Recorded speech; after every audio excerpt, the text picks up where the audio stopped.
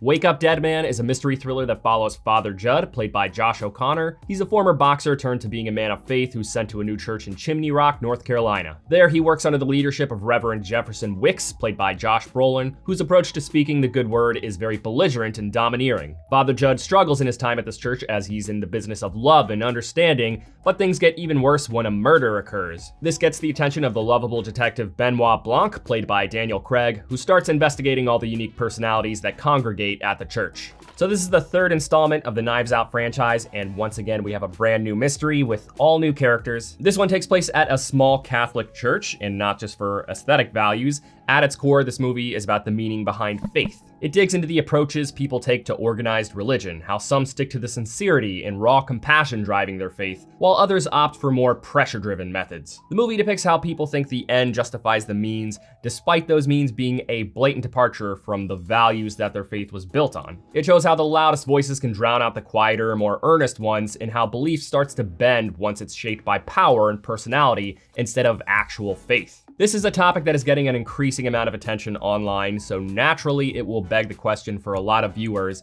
is this movie political? In short, yeah, it has a socio-political undertone. It's pretty subtle for a good chunk of the movie, but then there's a part in the second act that makes it abundantly clear who all the movie is skewering. I am not saying that I have any personal feelings about that. I'm just telling you for the sake of reviewing this movie and giving you a sense of what the movie is like. Yeah, it's pretty obvious who the elephant in the room is. It should be said, though, that this movie is not anti-faith. There is one character who is pretty unfaithful, and they're not shy of expressing that, but the movie makes it pretty clear that faith is not the issue. The problem is when people let their ego or power reshape that or weaponize it. So on the surface, this movie is just another fun Benoit Blanc whodunit story. If I had to compare it to the first two movies, it's definitely got the same level of comedy as Glass Onion, but it otherwise feels more on par with Knives Out with how many layers there are to the mystery. This is definitely the most convoluted mystery of the franchise yet. While I was able to correctly guess a few little things prior to the big reveal, much of it was beyond reach. This is one that I will confidently say that nobody is gonna have this mystery 100% solved prior to the big reveal, which, depending on how you look at it, makes for a good mystery. It just might not be quite as satisfying to viewers who are also trying to follow along and solve the mystery themselves, because the movie doesn't really give you everything you need to solve it. And while it's not an impossible mystery, it is quite a stretch. A few different domino lineups have to fall into place perfectly to create this outcome,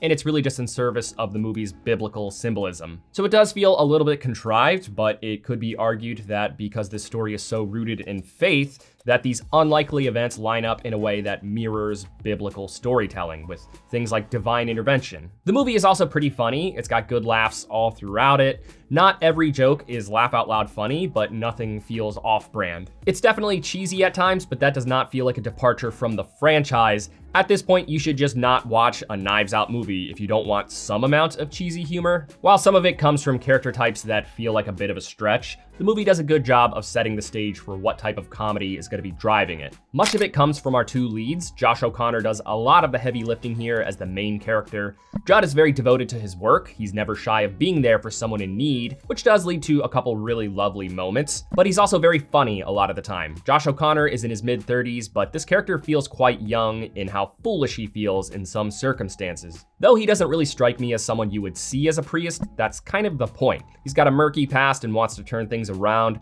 so he should feel like he's not fully in his element. He ended up being a terrific leading man. Benoit Blanc is once again a charming stick of dynamite. He is hilarious at times, but that works because he's otherwise very competent and passionate about his work. The ways he occasionally has a little bit of fun doing it is when he just commands your love. Daniel Craig still kind of struggles to shake his British accent a little bit, but if you can excuse the questionable Southern accent, you'll have a great time with him. This is such a good post-007 role for him, and it's reassuring knowing that it's not something he'll likely age out of anytime soon. As long as he can still turn up the flare without breaking his back, he's good to go, and I hope to see many more Benoit Blanc mysteries in the future. As for the rest of the cast, I don't want to put too much focus on any individual character or actors, because if we're being honest, I would probably just be alluding to who the big players in the movie are, and for a whodunit story, that will likely spoil who mattered the most in the mystery, which would be a disservice for a spoiler-free review. I will simply say that some characters really shined while others hardly felt relevant,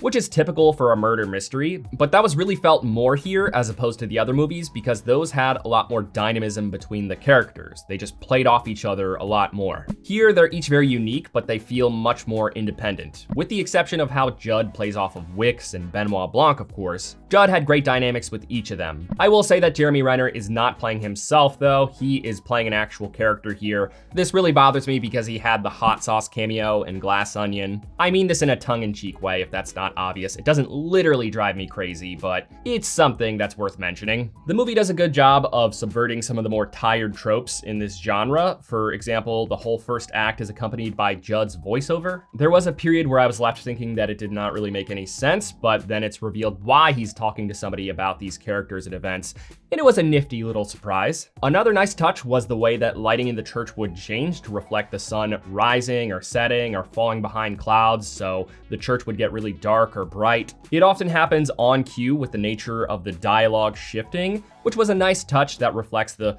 fateful nature of the movie's subject matter, like it feels like an act of the divine. So even though the mystery is a little bit extra and even a little bit pulpy in some ways, the movie overall is a good time, and I think by the end, the name Wake Up Dead Man ends up taking on a new meaning. Overall, this movie was pretty good. It's fun, mind-bending, and it's never short of intrigue. If you liked the previous two movies, then you will certainly like this one too, even if you did not see the first two movies. In theory, you don't need to see them before this one, because just like the others, this one is completely self-contained. Right now, it is on a very limited theatrical release. I would definitely recommend seeing it in theaters if you can, but it'll be on Netflix in a couple weeks, so don't panic if you can't find a showtime. Thanks for watching this video. If it brought you any value at all, please give it a like. It really helps this channel. I will see you later this week with my review of Eternity.